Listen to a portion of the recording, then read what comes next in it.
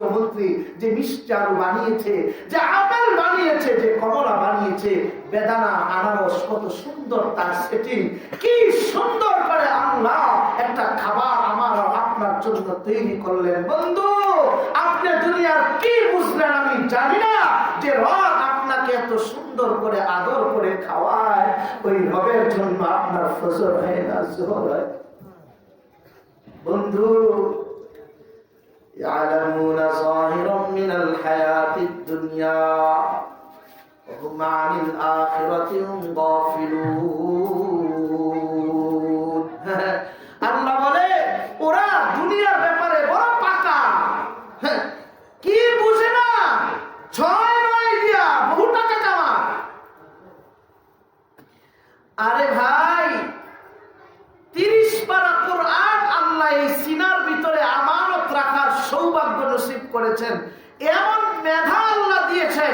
এই মেধায় 30 পারা কোরআন আল্লাহ সিনার ভিতরে ঢুকাইয়া হাফেজের যোগ্যতা আল্লাহ দান করেছেন। এই মেধা দিয়া 6-9 দিয়া আপনার মতো 70 আর 1 লক্ষ টাকা কামানো ব্যাপার না, ব্যাপার। কি বলেন হুজুর? ব্যাপার। যে পুরো কোরআন সিনায় ঢুকাইতে পারে, যাকে আল্লাহ এই পরিমাণ যোগ্যতা দান করেছেন, আপনি যে 6-9 করে মানুষ থেকে 2 নম্বরে করে টাকা কামায়া বিল্ডিং এর উপরে তালার উপরে তালা করেন।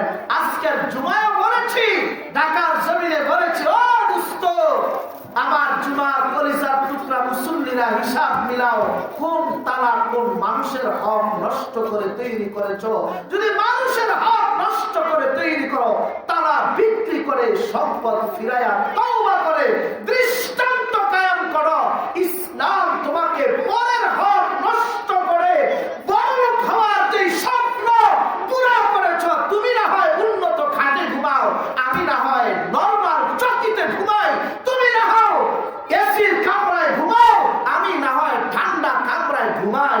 এই ঘুমে কিচ্ছু আসে যায় না। রিক্সা চালক যার নামাজ ছুটে না, ফজর আর জোহর ছুটে না, ইয়াদ রাখো টাঙ্গাইলের মুসলমান, রিক্সা চালক নেথর আজান হলে মসজিদে যায়, কারো হক নষ্ট করে না। বাড়িতে এক বেলা খায়, আরেক বেলা খায় না, কিন্তু নামাজ ছাড়ে না, সততা ছাড়ে না, ন্যায় নিষ্ঠা ছাড়ে না, আল্লাহকে মানে। ও কবরে ঢোকার সাথে সাথে তাতানাজ্জালু আলাইহিমুল মালাইকা, রহমতের ফেরেশতারা তার সামনে এসে গোলাপের মালা নিয়ে দাঁড়ায় যাবে আর বলবে, আল্লাহ তাখাফু ওয়ালা তাহজানু। আয় রিকশা চালক বন্ধু, তুমি রিকশা চালক নও, তুমি জান্নাতের আল্লাহর মেহমান। কার মেহমান? আসো আসো। কোরআন বলছে, শুনুন কোরআন থেকে, আল্লাহ তাখাফু, এই বেটা তোর কোনো ভয় নাই, ওয়ালা তাহজানু, বিবি রেখে আসছো, ছোট্ট বাচ্চা, দুধের বাচ্চা রেখে আসছো, টেনশন নাই, আল্লাহ দেখবে। কে দেখবে? আল্লাহ। মা মারা গেছে, বরিশালের সিডর দুর্ঘটনায় মা মারা গেছে, কোলের শিশু দুধের বাচ্চাটা পেকা মাটিতে পড়ে 2 দিন পর্যন্ত রয়ে গেছে। 3য় দিন গিয়া তারপরে বাচ্চা উঠাইয়া জীবন্ত বাচ্চা। হায়াতের মালিক কে? আল্লাহ। ও মুরব্বি, আপনি কি বুঝলেন আর কি ছাড়লেন? পর্দার মা, আমার এখন কোনো বয়ানে গেলে আর এভাবে বয়ান করতে মনে চায় না, কারণ আমার বড় কষ্ট লাগে যে মুসলমানের সন্তানরা এখন মসজিদে যায় না, আমার বড় কষ্ট লাগে। মায়েরা কিচ্ছু বলে না, মায়েদের কি হলো যে মা এত কষ্ট করলো, মা কত দামি জিনিস। গতকাল আমার ঢাকা বয়ান ছিল, সেখানে ইসলামে নারীর মর্যাদা সম্পর্কে আমার বয়ান ছিল ঢাকায়। সেখানে আমি বলেছি নারীদের কথা, মাগো আপনি কি জিনিস, আপনি কি ভাবেন কোনদিন একটা পর্দাশীল নারী, একটা পর্দাশীল নেককার নারীর অবস্থাটা কি জানেন? 70 জন জান্নাতি আল্লাহর ওলির যে দাম, একজন পর্দাশীল নারীর এর চেয়ে বেশি দাম। নারী কি জিনিস? আল মারআতুস সালিহা, রাসূল বলেন আল মারআতুস সালিহা খায়রুম মিনাদ দুনিয়া ওয়া মা ফিহা। একজন নেককার স্ত্রী, রাসূল বলেন পৃথিবীতে যত কিছু আছে, পৃথিবীতে যত মানুষ আছে, যত স্বর্ণ অলংকার আছে, এই সব গুরুর না যত দাম, একজন নেককার স্ত্রীর এর চেয়ে বেশি দাম। মুসলমান বন্ধুরা আমার কলিজার থেকে কিছু কথা বলে যাই।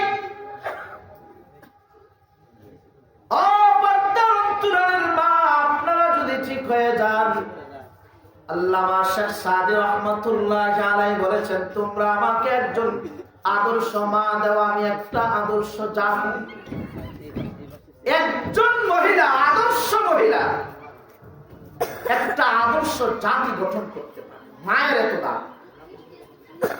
জন্য আমি আপনাদেরকে বলবো বন্ধু, যদি আপনার এমন হয়েই থাকে যে আপনি এখনো কোরআন পড়তে পারেন না, আমার ভাই মুফতি আবু হানিফ সিরাজি তো বলে গেছেন মাশাআল্লাহ, আমি তো জানতাম না উনি এত সুন্দর ওয়াজ পারেন, মাশাআল্লাহ উনিও চমৎকার বয়ান করেছেন। আমার বন্ধু মায়েদেরকে বলছি, মা এই কথাটা মনোযোগ দিয়ে শোনেন মায়েরা। এই যে দেখেন, আমি আমার মসজিদে জানাজার নামাজ আমি তো পড়াই। আমি যখন পড়াই তা আমি অন্য ইমামদের মতন পারি না। আমার জানাজা পড়াইতে বড় কষ্ট হয়। কেন কষ্ট হয়? কারণ আমি এটা ভাবি, এই যে আজকে আমি জানাজা পড়াচ্ছি, যে খাটিয়ারা আমার সামনে একটা সময় আমার কিন্তু এখানে দাঁড় করাইয়া শোয়াইয়া কেউ জানাজা পড়ার, আমার বন্ধু আমার বাবা আমার মায়ের হায়াতকে আল্লাহ লম্বা করে দেন, বলেন আমিন। আমার বড় ভয় হয় যে যদি আমার মা আমার আগে চলে যায়, তা আমি সেই মায়ের সামনে দাঁড়ায় জানাজাটা কিভাবে পড়াবো? মায়ের সামনে দাঁড়ায় জানাজার তাকবীর গুলো আমি কিভাবে দিব?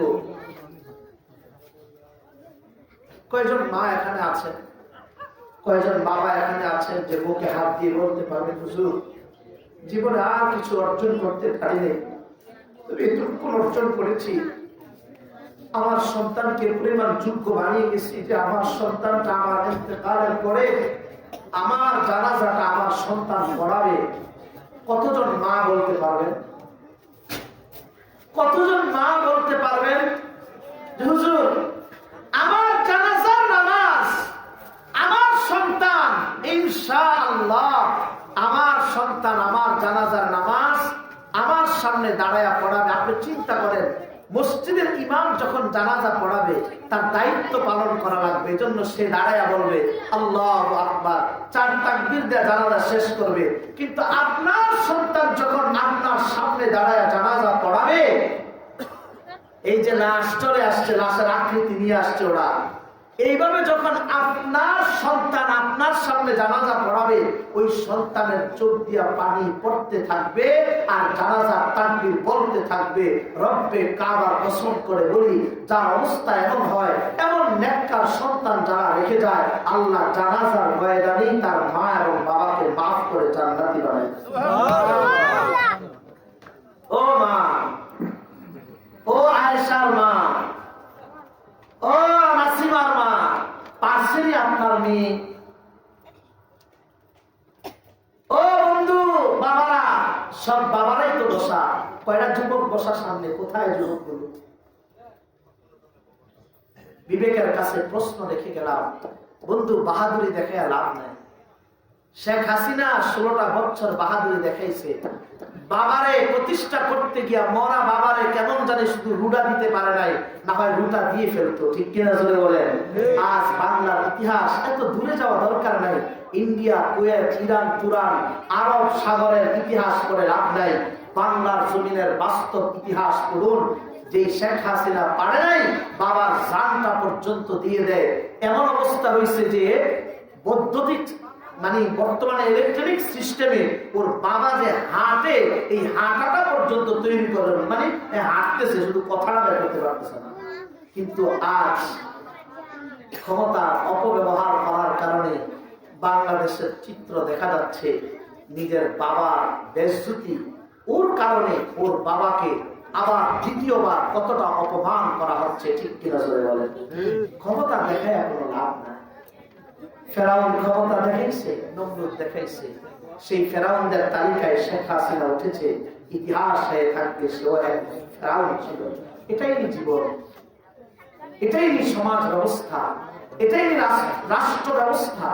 আমার ভাই, আখেরি দরখাস্ত করি, শক্তি, ক্ষমতা, অর্থ এগুলো কিচ্ছু না বন্ধু। যার ফজর আছে সে শ্রেষ্ঠ, যার জোহর আছে সে শ্রেষ্ঠ। আমরা সমাজের মানুষের দাম নির্ধারণ করি কিভাবে? টাকা দিয়া? না না, টাকা দিয়া না, তাকওয়া। টাকা তাকওয়া, তাকওয়া দিয়ে সমাজে মানুষের মূল্য নির্ধারণ হয়। যার তাকওয়া বেশি তার দাম বেশি, যার তাকওয়া নাই তার দাম নাই। যার 5 ওয়াক্ত নামাজ আছে তার দাম আছে। সামনে রমজান আসতেছে, এই রমজানের রোজাগুলো সবাই রাখবো তো ইনশাআল্লাহ। কারা কারা রাখবেন? 2 হাত জাগান। আল্লাহ কবুল করেন, বলেন আমিন। চলে আসছে। আচ্ছা ঠিক আছে। আমার বন্ধুরা শুনুন, আসলে আমাদের বড় কাছের মানুষ তো আজকে এখন একটা মানুষও উঠা বসা করবেন না। আমাদের প্রধান আলোচক যিনি অত্যন্ত সুন্দর আলোচনা পেশ করেন, ওনার আলোচনা শুনে তারপরে যাও। এর আগে এই যে মাদ্রাসায় আপনারা যারা এখনো পর্যন্ত আপনাদের সন্তানদেরকে দেন নাই, আপনারা আপনাদের সন্তানকে দেখেন। আমার এখানে প্লে, নার্সারি, প্রথম শ্রেণী, দ্বিতীয় শ্রেণী, তৃতীয় শ্রেণী পর্যন্ত বর্তমানে আছে। আমার এখানে একটা বাচ্চা 5 বছর বয়সে আসবে, প্লে করবে, আরবি অক্ষর শিখবে, বাংলা অক্ষর শিখবে, স্বরবর্ণ ব্যঞ্জন বর্ণ শিখবে, আরবি অক্ষরগুলো শিখবে। এরপরে দোয়া মাসালা মাসায়ের সহ আরো অনেকগুলো বিষয় সারা বছরে শিখবে। নার্সারিতে গিয়ে সে আমপারা কমপ্লিট করবে, প্রথম শ্রেণীতে গিয়ে সে কোরআন শরীফ পড়বে। স্কুলে যা পড়ায় এর থেকে 1 অক্ষর বেশি হলো আমার এখানে পড়বে ইনশাআল্লাহ। কি হলো? আপনার ছেলেটা স্কুলে পড়লো, কোরআন পাইল না, খাবারের দোয়া জিজ্ঞাসা করলে হা করে চাইতে, মুসলমানের বাচ্চা ভিক্ষা চাইতে, কে খাবারের দোয়া বল, বিসমিল্লাহি ওয়া আলা বারাকাতিল্লাহ। টয়লেটে ঢোকার দোয়া বল, আল্লাহুম্মা ইন্নী আউযু বিকা মিনাল খুবুসি ওয়াল খাবাইস। জানাজার দোয়া বল, আল্লাহুম্মা ইগফির লিহাইয়িনা ওয়া মাইয়িতিনা ওয়া শাহিদিনা ওয়া গায়িবিনা ওয়া সাগীরিনা ওয়া কাবীরিনা ওয়া যাকারিনা ওয়া উনসানা। আল্লাহুম্মা মান আহইতাহু মিন্না ফাহইনা আলাল ইসলাম ওয়া মান তাওয়াফাইতাহু মিন্না ফাতাওফাহু আলাল ঈমান। ঘরে ঢোকা, মসজিদে ঢোকার দোয়া বলো, আল্লাহুম্মা ইফতাহ লি আবওয়াবা রাহমাতিক। মসজিদ থেকে বের হওয়ার দোয়া বলো, আল্লাহুম্মা ইন্নী আসআলুকা মিন ফাদলিক। আসনা না। খাবারের দোয়া বলো, বিসমিল্লাহি ওয়া আলা বারাকাতিল্লাহ। মুসলমান দেখা হলে আসসালামু আলাইকুম ওয়া রাহমাতুল্লাহ। মুসাফা করলে ইয়াগফিরুল্লাহু লানা ওয়া লাকুম। টয়লেট থেকে বের হওয়া, গুফরানাক আলহামদুলিল্লাহিল্লাযী আযহাবা আন্নী আল-আযা ওয়া আফানি। দোয়া আছে না নাই? ঘুম, আল্লাহুম্মা বিসমিকা আমুতু ওয়া আহইয়া। ঘুম থেকে ওঠা, আলহামদুলিল্লাহিল্লাযী আহইয়ানা বা'দা মা আমাতানা ওয়া ইলাইহিন নুশুর। আমার মা শিখাইছে, মা মা মা। মাদ্রাসায় ভর্তি হওয়ার আগে আমার মা শিখাইছে, আমার বাবা শিখাইছে। আপনি কি শিখাইলেন বন্ধু? রেখে গেলাম কথা। আপনি কি শিখাইছেন? মা, রেখে গেলাম প্রশ্ন। দেখা হবে হাসরের ময়দানে ইনশাআল্লাহ। ডিগ্রি কটুক কাজে লাগে, মুক্তবের হাফেজ সাহেবের কি পরিমাণ দাম ইনশাআল্লাহ বুঝে আসবে ইনশাআল্লাহ। এজন্য পড়তে পারেন নাই তাই বলে কি করবেন এখন? যারা মাদ্রাসায় পড়ে তাদেরকে মহব্বত করেন, ভালোবাসেন, জড়ায়া ধরেন। আমাদের এতিমের তোমরা দিয়া আমাদেরকে পরের বার খাই, এই মিয়া পরের বার খাই বলেন আমাদেরকে। কয়দিন আপনার বাড়িতে গিয়া চায় চায় খাইছি বলেন? কয়েকদিন হানিফ সাহেব গিয়ে আপনার বাড়িতে বলছে, ভাবি আজকে খাবার নাই, 5 দিন ধরে পেটে পাথর বেড়ে আছে, একটু খাবার দেন। কয়দিন? ইজ্জতের সাথে দাওয়াত দিয়ে নিয়ে যান। যতক্ষণ হুজুর না যায় খাবারও শুরু হয় না। খাবার শেষ আসার সময় আবার হাদিয়া দিয়া বলেন, হুজুর বেয়াদবি মাফ করেন। বলেন কি বলেন না? এরপরে আবার এই কথা কোত্থেকে আসে? হুজুর পরের বাড়িতে খায়, হুজুর পরের বাড়িতে খায়। বন্ধু, শয়তান আপনাকে ঢুকিয়ে দিচ্ছে মাথার ভিতরে, এগুলা বল আর ওলামায়ে কেরাম থেকে দূরে যা। ওলামায়ে কেরাম থেকে দূরে গেলে কি হয় এটা বর্তমান দেশের চিত্র দেখলেই বুঝতে পারবেন। এই জন্য সকলের কাছে বলে যাই, বন্ধু চলুন আমরা নতুন একটা উদ্যোগ নিয়ে নতুন ভাবে ওয়াদাবদ্ধ হয়ে আমরাও নামাজি হব, আমাদের সন্তানদেরকেও নামাজি করব। ফজরের সময় সবাই মসজিদে গিয়ে জামাতে নামাজ পড়ব। রাজি আছি তো ইনশাআল্লাহ? আর আমাদের সন্তানগুলোকে এই মাদ্রাসায় আরম্ভ করে দিব। এখানে আমাদের বাচ্চারা পড়বে।